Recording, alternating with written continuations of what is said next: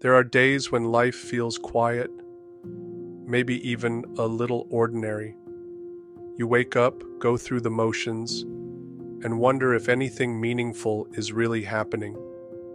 But what if I told you that even in those small, unnoticed moments, God is moving?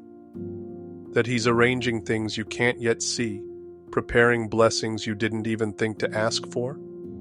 I used to believe that God's presence was tied only to the big moments, the breakthroughs, the miracles, the loud yes after a long season of waiting.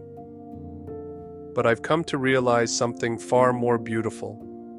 God is just as present in the process as He is in the promise. There was a morning when I prayed a simple prayer. God, thank you for your grace and mercy. I don't need anything big today, just lead me. I didn't expect much, but that day I ran into someone who encouraged me deeply. I got clarity on a decision I'd been unsure about. And I had peace in my heart that didn't make sense. Peace that felt like a quiet miracle. That's when I remembered Proverbs 3:5-6. Trust in the Lord with all your heart, and lean not on your own understanding. In all your ways submit to Him, and He will make your paths straight. It doesn't say God might lead you.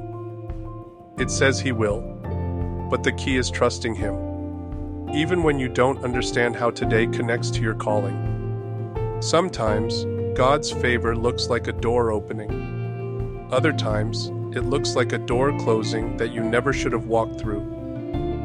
Sometimes, it's the friend who checks in out of nowhere, or the opportunity you didn't apply for. It's not always loud or obvious, but it's always on time. Romans 8:28 says, "And we know that in all things God works for the good of those who love Him, who have been called according to His purpose." That means nothing is wasted. Not your waiting, not your questions, not even your routine days. God weaves it all together, perfectly timed, perfectly placed. So if today feels quiet, don't assume God is absent.